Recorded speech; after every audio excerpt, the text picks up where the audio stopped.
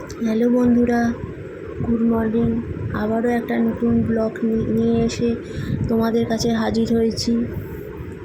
তো সকালে দেখছো যে এই সোফাটায় বসা হয়, সোফাটায় আমি ওখানে তো আমাদের ডগিটা বসে থাকে, শুয়ে থাকে। ওই জন্য এই সপ্তাহে দুটো চাদরই পেতে রাখি। সেই সপ্তাহে দুটো চাদর পাল্টে দিই। এদিকে আমি এই কাজগুলো করছি, ওদিকে মাম একটু বলছেন যে আমি রান্নাটা একটুখানি করে নিই, তাহলে এই জিনিসটা এগিয়ে থাকে, নাহলে অনেক বেলা হয়ে যায়। আমি ঠিক আছে, তুমি তাহলে করো, আমি তাহলে এদিকে কাজগুলো করে নিই।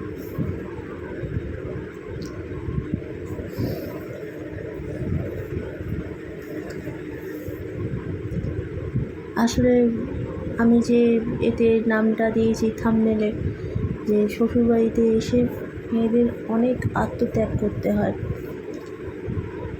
যেটা আমার ক্ষেত্রে হয়েছে। আমি শ্বশুরবাড়িতে এসে অনেক ক্ষেত্রে আত্মত্যাগ করেছি, অনেক ক্ষেত্রে।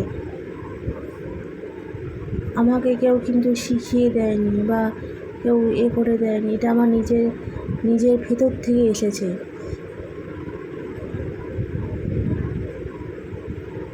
আজকে যে আমি শ্বশুরবাড়িতে আমার শ্বশুরের কাছ থেকে বা বাবাইয়ের কাছ থেকে বা আমার শাশুড়ি মামের কাছ থেকে আমি যে ভালোবাসাটা পেয়েছি, সেটাই কিন্তু আমাকে কষ্ট করে কিন্তু আদায় করতে হয়েছে। তাই না এই জায়গায় আমি এসে দাঁড়িয়েছি।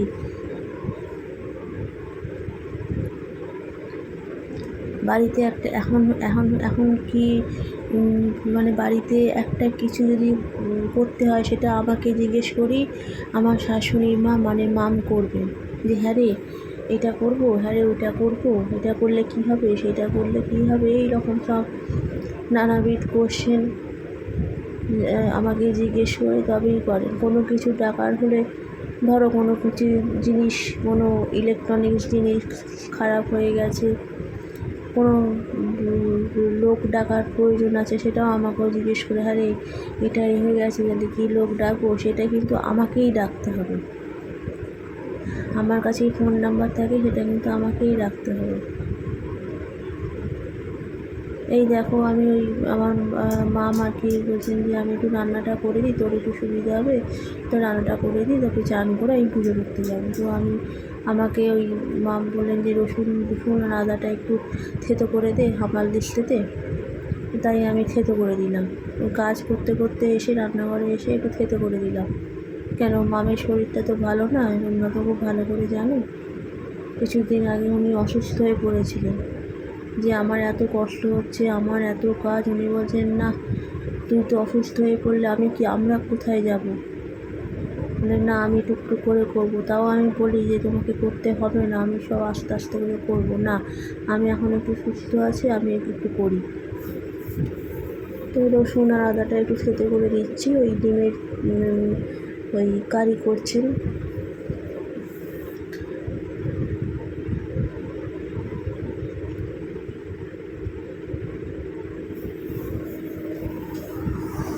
অনেক ক্ষেত্রে কি মেয়েরা সেটা মানিয়ে নিতে পারে না, যেটা আমি করেছি।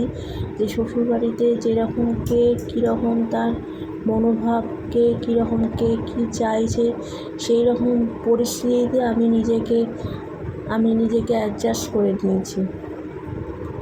আমার কিন্তু ছোটোবেলায় কিন্তু মা নেই, মা চলে গেছে।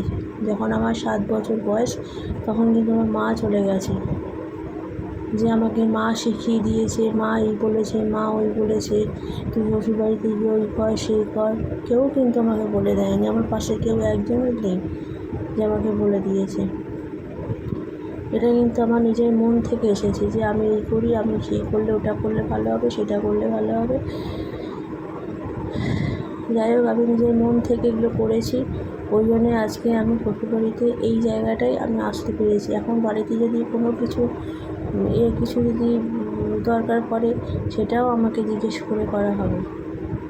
এটা তো আমি কোনোদিন ভাবতেই পারিনি, যে কোনো কিছু জিজ্ঞেস করে, আমার পারমিশন নিয়ে কোনো কিছু জিজ্ঞেস করে করা হবে। কোনো কিছু ইলেকট্রনিক্সের যন্ত্রপাতি যদি খারাপ হয়ে যায়, সেটাও আমাকে জিজ্ঞেস করে আমাকেই ডাকতে হবে। এবার শাশুড়ি মা মানে মা আমার বাবার কাছ থেকে আমি এত ভালোবাসা পেয়েছি যে থাকার সময় আমি ভাবি যে এত এত ভালোবাসা কি আমার কপালে থাকবে, কি জানি। আমার কপালটা তো এমনিতেই খারাপ, ভীষণ খারাপ আমার কপাল। এগুলো ভয় হয়, এত ভালোবাসা দিলে আমার ভয় হয় যে এই ভালোবাসার পরিবর্তে আবার কোনো খারাপ জিনিস অপেক্ষা করছে না তো, খুব ভয় হয় মনের দিক থেকে। আসলে আমি ছোটো থেকেই খুব কষ্টে মানুষ হয়েছি, ভীষণ কষ্টে মানুষ হয়েছি। শ্বশুরবাড়িতে এসেও মানে নানা রকম অসুবিধার সম্মুখীন হতে হয়েছে আমাকে, এখনও সেই অসুবিধার সম্মুখীন চলছে। সে যাই হোক, তোমাদের সঙ্গে অনেক এ ব্যাপারে কথা বলে ফেললাম। এবার দেখো আমি রান্না বসিয়ে রান্নাটা বলতে গেলে আজকে সেরকম কিছু ছিল না, জাস্ট একটা ডিমের তরকারি, মানে ডিমের একটা দো পেঁয়াজে বলে, সেই দো পেঁয়াজে মাম করে গেছিলেন। আমি একটু ডাল আর আলু ভাজা বেগুন ভাজা করেছিলাম। যাই হোক, হয়ে গেছে। আমি একটু মোছামুছিগুলো করে নিচ্ছি, প্রতিদিনই মোছামুছি করি। ওই দেখো ডালটা বসিয়েছি আর ভাতটা হয়ে গেছে।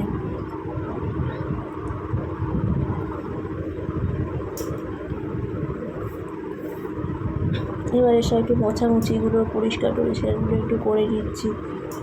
আমার মা ওখান থেকে বলছেন, কিরে তোর কাজ হলো, তাড়াতাড়ি কর, বেশি বেলা করে চান করিস না, রান্না তো হয়েই গেছে। বললাম যে হ্যাঁ হয়ে গেছে, এই গ্যাস মুছছি, এবারে আমাদের ডগিটাকে খেতে দেবো, তারপরে আমার কাজ শেষ। যাই হোক, তাড়াতাড়ি করে মুছছি। আমাদের ডগিটা তো মানে খেতে এত ঝামেলা করে, তোমাদের তো এর আগে ব্লগে শেয়ার করেছি। মানে খেতে দিলে 15-20 মিনিট ওই ভাত নিয়ে বসে থাকবে। আমি ওই জন্য আমি সব থেকে শক্ত কাজ ওটাকেই মনে করি, যে এই ভাত নিয়ে বসে থাকা।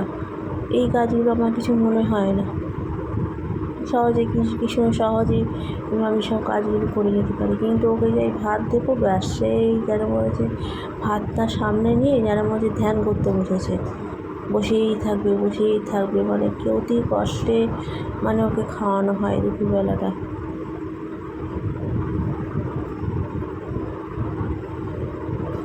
তোমাদের এই ব্লগটা কেমন লাগছে একটুখানি বলো। আমার এই চ্যানেলটাকে একটু সাবস্ক্রাইব করে দিও, যাতে আমার ভিডিওগুলো তোমরা দেখতে পাও। পাশে থেকো।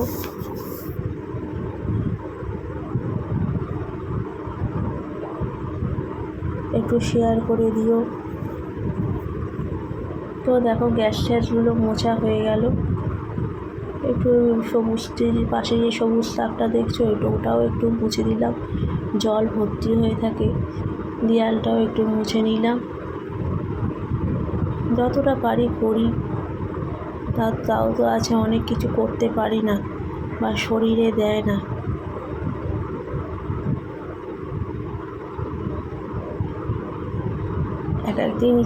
এক একদিন মনে হয় যে কোনো কাজ করতেই ইচ্ছা করে না, মনে হয় চুপ করে বসে থাকি, একদিন মনে হয়। কিন্তু মেয়েদের তো কোনো দিন একটা দিনে তো মেয়েদের ছুটি হয় না, ওদের করে যেতে হয়। তো দেখো সমস্ত কিছু হয়ে গেল। এবার আমাদের ডগিটাকে খেতে দেবো।